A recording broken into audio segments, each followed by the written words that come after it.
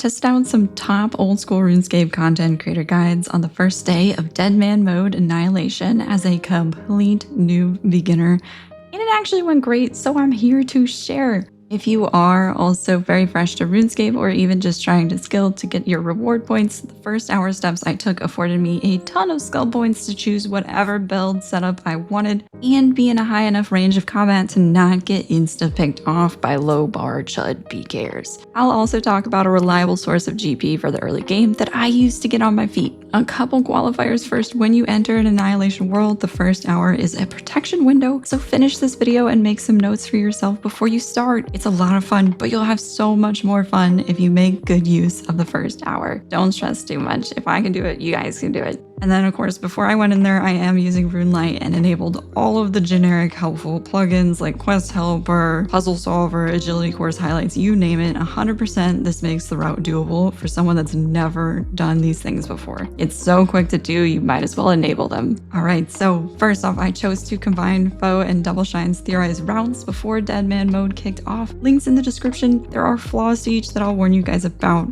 So first action taken, I matched Foe's recommendation to go to Gnome Stronghold and do the agility course. It was nice. It gave me some time to get my bearings, equip the free items while I ran through the course, and you get enough points by going back to the Grand Tree, teleport to Grand Exchange, back to Gnome Stronghold, and back to the GE one more time to activate a couple super worthwhile sigils. The first is Sigil of Litheness. It feels amazing getting agility XP all the time running around, and it lets you use every shortcut in Gillinor, no strings attached. Extremely helpful for getting anywhere whether you are aiming to PK or skill. Then I chose Sigil of the Menacing Mage as my free pick. This is something Double Shine and Lagunarium are doing, for example. Foe went a different route. You have to attune it first, then definitely recommend just storing it in your bank. I think it's really nice in the early game because you're wanting to safe spot things and attack from ranged anyway. The curse and healing back is decent too if you're an unsteady player still like me. Plus, you can always switch it later.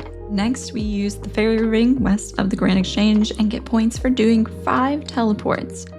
BIS, AIR, ALS, CIR, DIS. I haven't used the Fairy Ring before this, so I lost some time on this one. You need to equip the German staff. Make sure to right-click configure, and some of the teleports don't appear on that shortcut list. You'll have to click and adjust the letters yourself very often. Then go back to Edgeville using DKR on the Fairy Ring.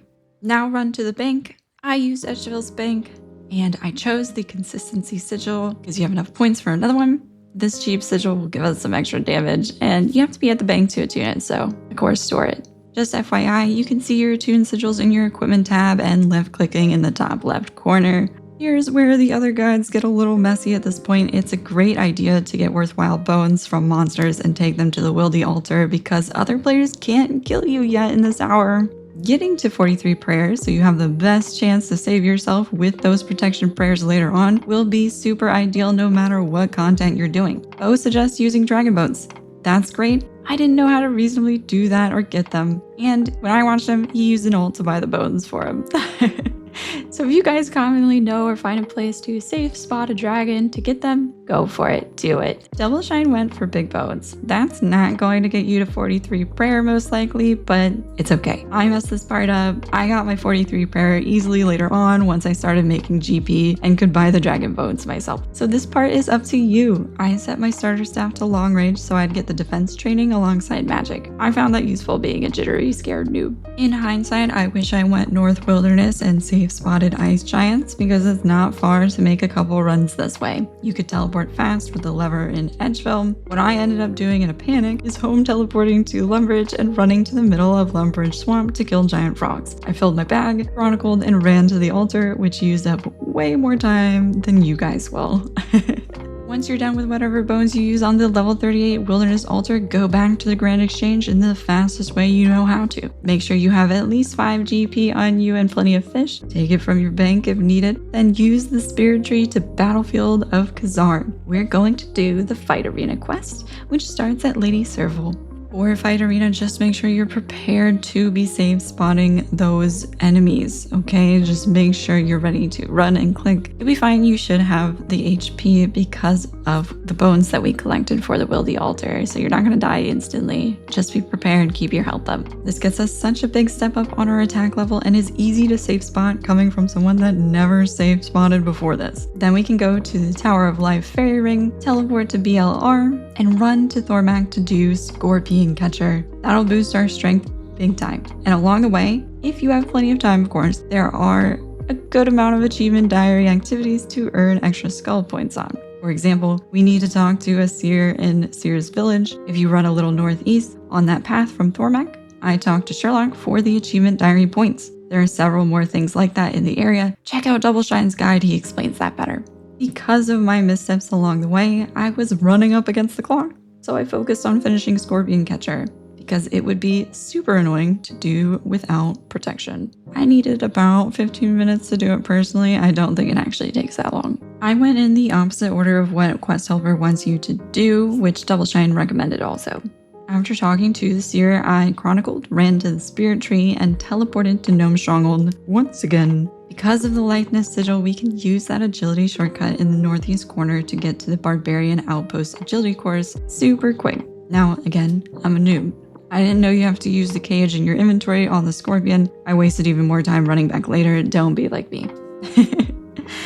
After the Scorpion, I did the agility course super quick for the diary. Chronicle again, run past Edgeville to the monastery, talk to Abbot Langley so you can go up that ladder there as your second Scorpion, and use the cage, okay? Run out of there, and Taverley Dungeon is right across the way to the west. Likeness saves us big time on this quest. In the dungeon, use the shortcut on your left, activate the wall, and splatoosh, you got your last Scorpion in the cage. Hopefully you didn't get poisoned by the spider, but just chronicle and bank everything if you did. But yeah, you loop back around to the BLR Fairy Ring teleport, turn that quest in, a huge strength experience. You're so much more prepared for what's to come in the Wild West now.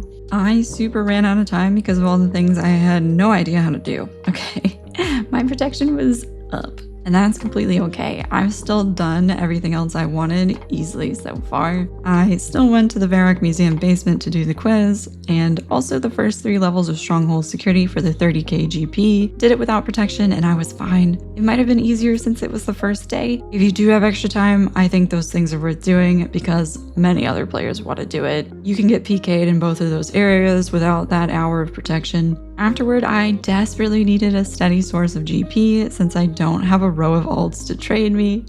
I went with the Sigil of Agile Fortune, which nets you 10k for every Mark of Grace on an agility course and 30k if you do the agility pyramids. There are plenty of high drop rate Mark of Grace agility courses for you to choose, with few players going to them right now. If a PKer tries to camp one, swap worlds, swap courses, it happens. I was able to get 100k in about 20 minutes doing this because it's not actually worth camping people for, and most courses are right next to a bank. I instantly bank my 10k and go again, which is partially why it's not worth camping people for. On the flip side, many are choosing to do thieving for income. The Sigil of Deception helps a ton for that, but I've heard there's a lot more camping going on in those better thieving areas since you can't pickpocket in guarded cities. It might depend on your confidence and game knowledge and what time of day you play if you go in that direction.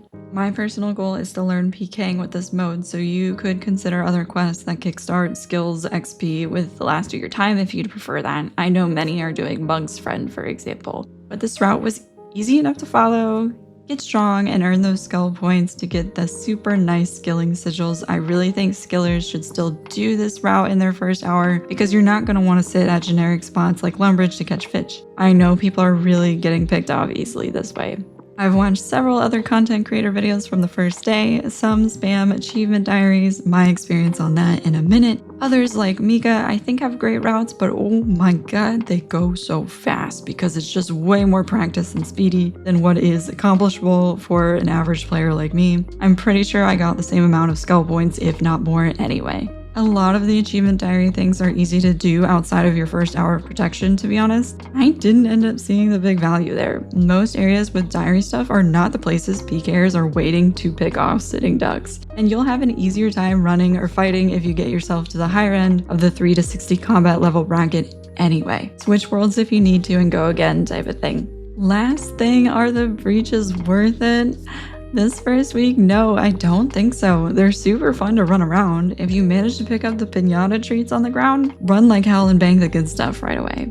But it's kind of a waste of time, to be honest. So many people go, and right now only the top 16 damage dealers on a monster are rewarded skull points. I got some worthwhile loot, mostly just from dead whales in the aftermath. I wasn't really getting skull points. I think skillers won't enjoy these events at all. They're supposed to up into the top 100 players dealing damage though, getting those skull point rewards. If that goes through, then I think you all will get plenty of skull points out of it for sure. Might be worth doing. Thank you for watching though. Please like and subscribe. It helps me so much. I'll be continuing to learn as best I can. My next steps are getting to the next combat world brackets and then figure out what I need to do to actually PK.